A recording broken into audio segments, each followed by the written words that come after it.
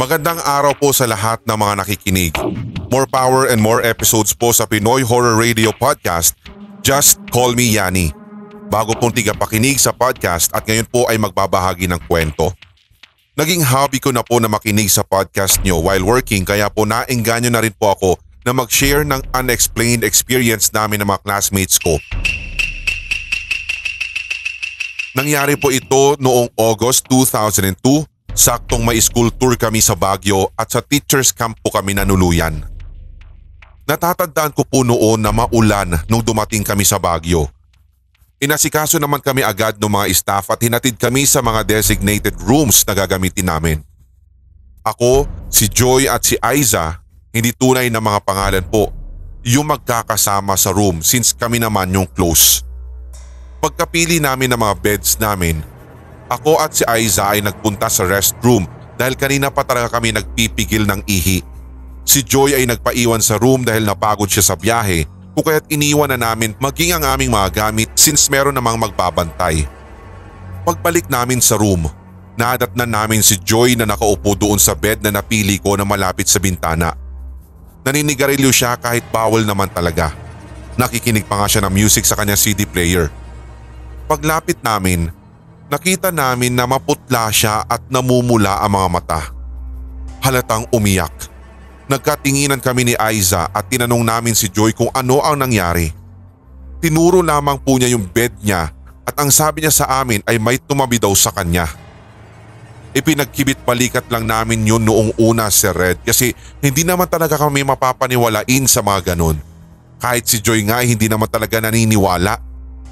Sabi namin kay Joy ay baka pagod lamang iyon at niyaya na lamang namin siyang lumabas ng room at mamasyal na lang kami sa labas para mapakalma o kaya'y makalimutan niya yung nangyari. Maghapon na nga po kaming namasyal at bumalik kami sa teacher's camp bandang maggagabi na para maghapunan at kalaunan ay magpapahinga. Habang kumakain nga kami sa dinner hall, narinig namin yung advice ng isang instructor sa class niya na wag na daw lalabas ng room after 10 p.m. Mas natawa pa nga kami sa pagsabi niya na may naglalakad daw sa hallway at may hila-hila itong kadena. After nung dinner, nagpunta kami ni Joy at Aiza sa main hall para sa short debrief ng instructors namin.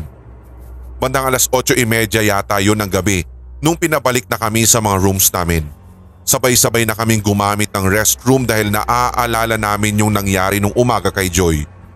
Pagbalik namin sa room, pinagtabi-tabi namin yung mga beds namin at sa gitna nga si Joy. Nagkwentuhan muna kami bago matulog. Andyan pa ngayon nagkatakutan at nahulog pa sa bed si Aiza dahil nag-dive siya galing sa lamesa. Yung switch po kasi nung ilaw sa kwarto namin ay nasa gitna ng kwarto, doon mismo sa may bulb na kabitin. Hindi ko alam kung anong oras iyon pero nagising ako, Sir Red, kasi nilalamig ako at naririnig ko ang ingay mula sa labas ng room.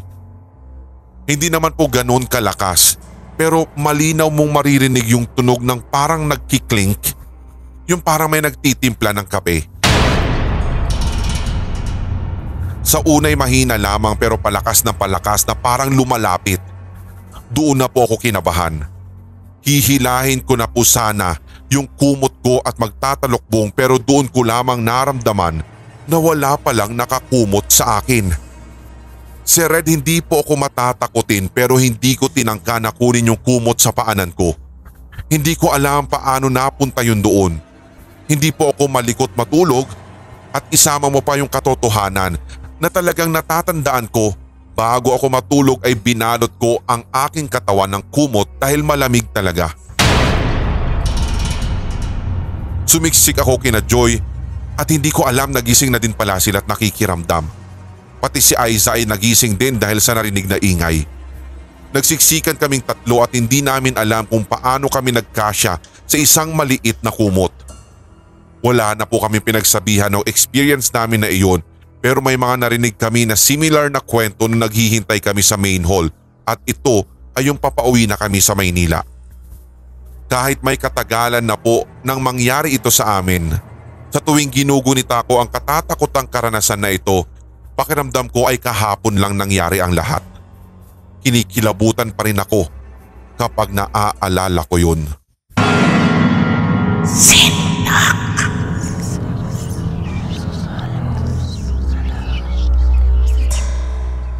2004 po nang lumipat kami sa isang bahay/warehouse.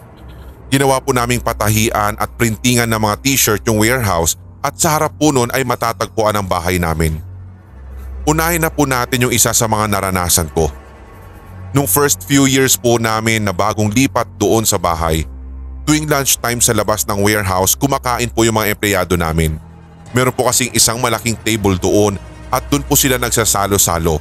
At pagkatapos ay doon na rin nagpapahinga pagkatapos ng break. May CR po doon sa labas na shared CR siya. Tapos nung lunchtime na nagkikwentuhan kami nung isang mananahi namin, doon po kami pumesto malapit sa CR. Nakaupo kami doon at nakaharap ako sa CR habang si Manang naman ay nakatalikod. Yung isa pang mananahi namin magsi-CR na dapat siya. Tapos sabi niya ay nakasarado naman daw yung pinto. Tinanong niya ako kung sino yun nasa loob kasi kumakatok siya pero wala namang sumasagot. Ang sabi ko naman ay wala naman pumapasok dyan kanina pa. Kaya ganun na lang yung pagtataka niya kasi nakalock. Yung lock po nun ay nasa loob. Kailangan mong i-hook sa butas yung pako para mailock mo siya. Wala po kasing doorknob yun. Sabi nung manang nakakwentuhan ko, baka may naipit lang kaya itulak na lamang daw ng malakas para bumukas. Sinubukan naman ni ate na magsi-CR tapos ang sabi niya nakalock daw talaga. Kumatok ulit siya pero nung time na iyon ay may sumagot ng sandali. So nag-antay si ate. Mag-aalauna na. Sinabi ni ate ng pasigaw na, "Uy, bilisan mo dyan, time in na." Pero sa sandaling iyon ay wala naman ang sumagot. Sinilip ni ate, ba't hindi pa rin lumalabas yung taong naroroon. Pagtingin niya ay nakasarado pa rin yung pinto pero nung tinulak niya at bumukas ito bigla. All this time, kaming nakaharap sa CR. Makikita na namin kung may papasok or lalabas doon. Pero kitang-kita namin yung CR as in empty. Wala talagang tao. Ikalawang kwento ko po ay nung baby pa ang bunsong kapatid ko. May yaya pa po siya nag-aalaga sa kanya. Minsan ako po yung nag-aalaga tapos one time nung magwa 1 or 2 years old na po siya, medyo nakakayanan na po niyang maglakad. Pinatulog ko po siya sa kwarto ng parents ko. Hapon pa po kasi noon. Umupo ako sa dining area namin which is nasa labas ng kwarto tapos yung kitchen ay nasa harap ko. Naguhugas na noon si Yaya tapos naglalaro ako noon sa cellphone. Sabi sa akin ni Yaya, "Neng, sundan mo yung kapatid mo at lumabas baka mamaya kung saan pumunta yun." Nagulat naman ako sa sinabi niya kasi wala naman akong nakitang lumabas. Ang sabi ko na lang, "Andun naman si Bunso sa kwarto pinatulog ko kaya." At nagulat si Yaya kaya sinilip niya upang makumpirma kung naroroon nga sa kwarto ng parents ko ang aking bunsong kapatid. Kitang-kita ko ang pag-awang ng bibig ng aming Yaya. Lalo nang masaksihan nga niyang totoo ang sinasabi ko at natutulog si Bunso sa loob ng kwarto. Tinanong ko kung okay lamang siya pero inamin niya na nakita daw niya sa peripheral vision niya na may batang lumabas mula sa kwarto ng parents ko. Naglakad ito papalabas kaya akala niya yung bunsong kapatid ko na iyon. Isa pang hindi ko malilimutang kwento ay nung nasa balkonahe ako sa second floor nang minsang tumambay ako doon. Umakyat doon kasi yung isang mananahi namin. Tawagin na lamang natin siya sa pangalang Kuya Nono. Yung kwartong tinitirhan kasi ng pamilya nila ay nasa gawing balkonahe banda. Ang tanging daan doon ay yung hagdan sa labas kung saan ko siya nakitang umakyat. Binati ko siya nung pagdaan niya pero hindi niya ako pinansin. Tapos bumaba na lang ako. Pagbaba ko si Red, nakita ko si Kuya Nono na nagbubuhat ng mga damit at ang sabi ko pa sa kanya, "Kuya, ang bilis mo naman bumaba. Kakakita ko lang sa'yo dyan sa taas Andito ka na agad?" At nagulat na lamang sila sa sinabi ko.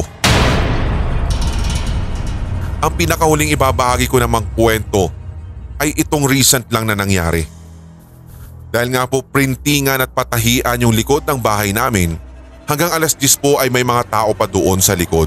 Lalo na kapag nag-overtime at minsan kapag weekend ay umaabot pa sila hanggang alas 12 ng hating gabi.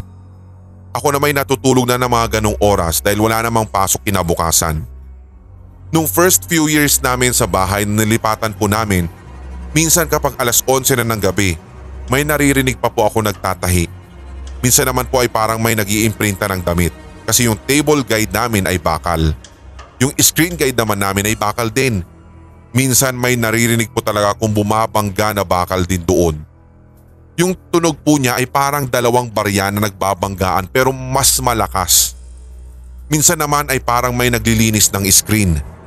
Yung tunog na parang hinahampas yung ilang pirasong tingting sa screen at minsan naman ay parang may umuusog ng drum na bakal.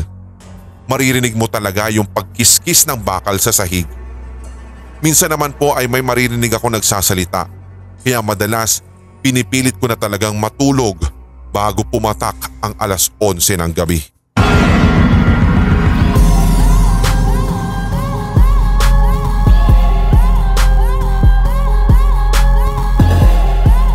Sumainyo ang tampok na one-shot Tagalog horror story. I-like, mag-comment at i-share ang episode na ito, mga certified kasindak. Huwag pahuli sa mga bagong kwentong katatakutan dito sa ating channel, kaya pindutin na ang subscribe button at ang notification bell. Hanggang sa susunod na kwentuhan dito sa Sindak Short Stories. Mga solid HTV positive at kasindak, ako po si Red, payong kaibigan lang ngayong new normal upang mas maprotektahan ang inyong sarili. Palaging maghugas ng kamay, magbaon ng sanitizer o kaya'y alcohol, isuot ng tama ang face mask, lalong-lalo ang face shield, palakasin ang resistensya at huwag maging pasaway. Paalala, mula dito sa Hilakbot TV, Sindak Short Stories at Hilakbot Haunted History.